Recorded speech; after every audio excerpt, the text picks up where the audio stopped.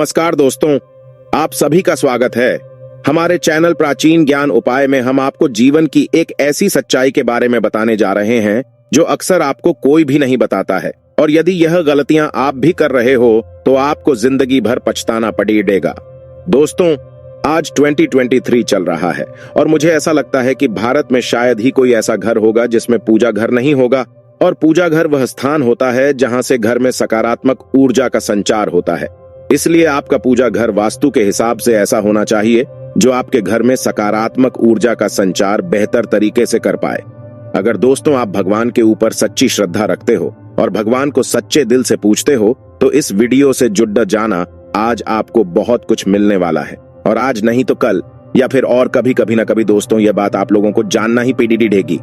आपके जीवन में जो हम आपको बताने जा रहे हैं और यही सच्चाई है और इसके आगे कुछ नहीं है, आपको स्वीकार करनी पड़ेगी। अक्सर दोस्तों आप लोगों ने देखा होगा, हम पूजा घर में भगवान की मूर्तियां रखते हैं, परंतु पूजा घर में कुछ ऐसी भी चीजें रख देते हैं जिसकी वजह से घर तरक्की करने की बजाय नीचे डूब जाता है। दोस्तों, अक्सर लोगों को गलतफहमी हो जाती है। कुछ लोग होते हैं ऐसे जो वास्तुशास्त्र को हल्के में लेते हैं और घर में रखी चीजों को जहां पर रखना चाहिए वहां पर नहीं रख पाते हैं।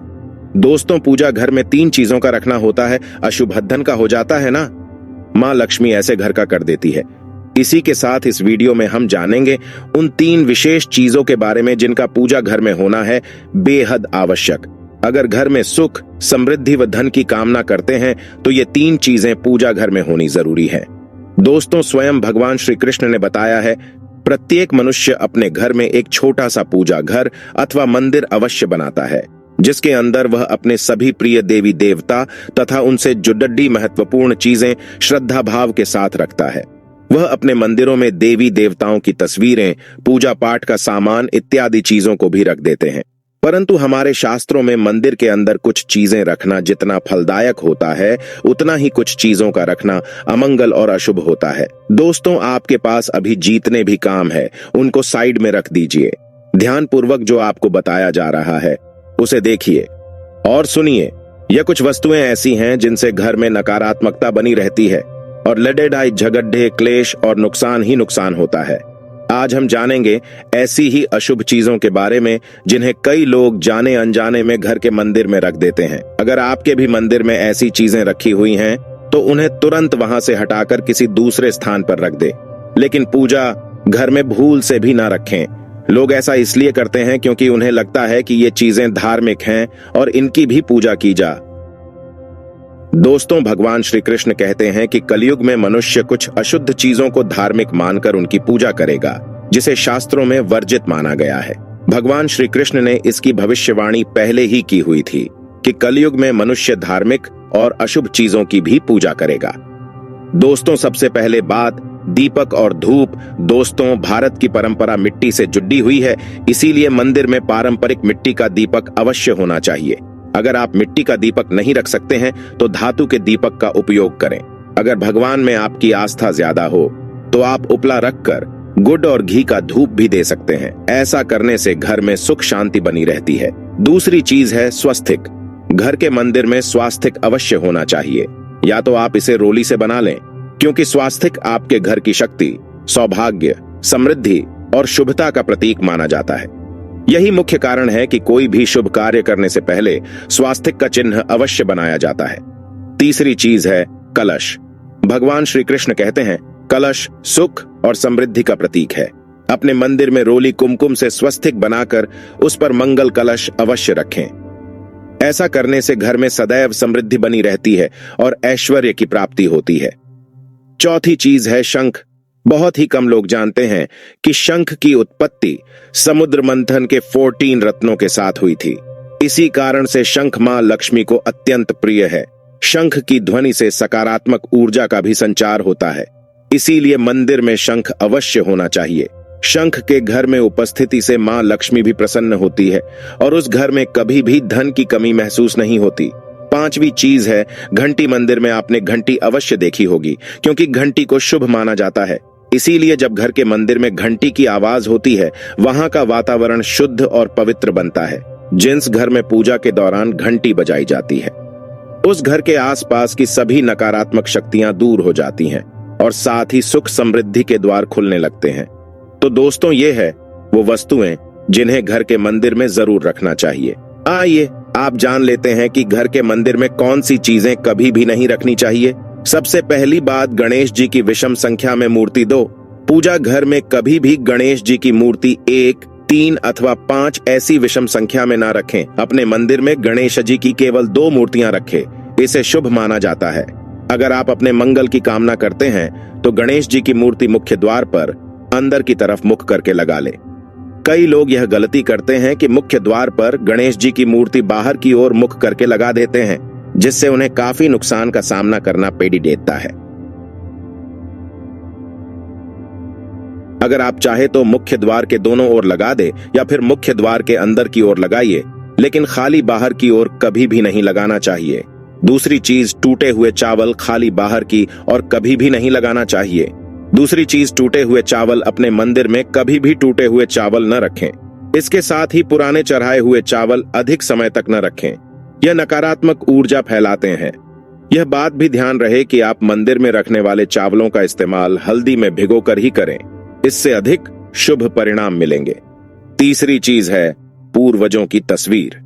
अगर आपके घर के मंदिर में अपने पूर्वजों की तस्वीर रखी हुई है तो उसे तुरंत वहां से हटा दें, क्योंकि वास्तु शास्त्र में पूजा घर में मृत परिजनों की तस्वीरें रखना अशुभ माना जाता है। इससे अशुभ परिणाम प्राप्त होते हैं। मृतक परिजन पूजनीय और सम्माननीय है, किंतु उनका स्थान देवताओं के बराबर नहीं है।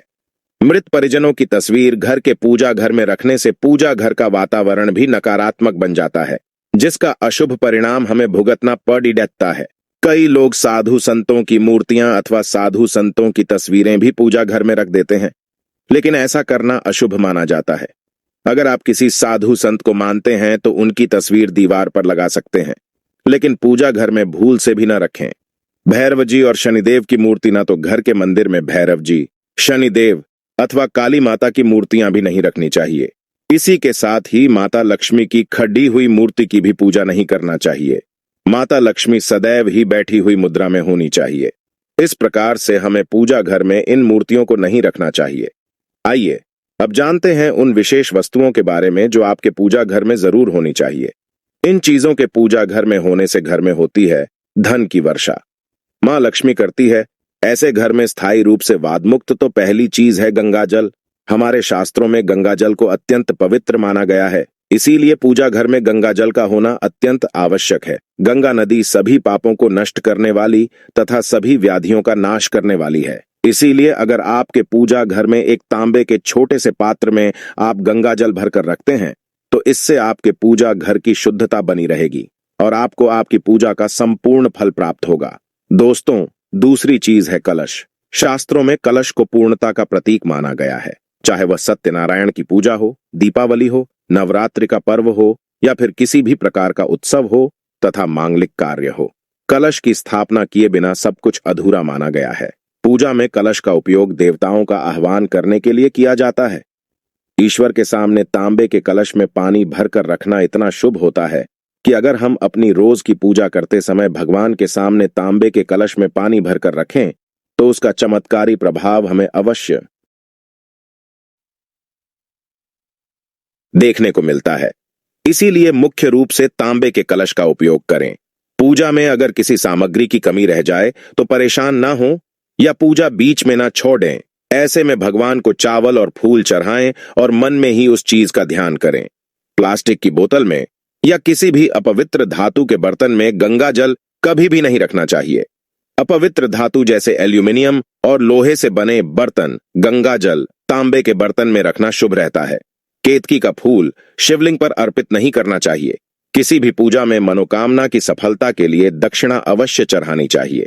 मां लक्ष्मी को विशेष रूप से कमल का फूल अर्पित किया जाना चाहिए और अगर आप यह शुक्रवार के दिन करते हैं तो कई गुना लाभ मिलता है। इस फूल को 5 दिनों तक जल छिड़क कर पुण्य चढ़ा सकते हैं।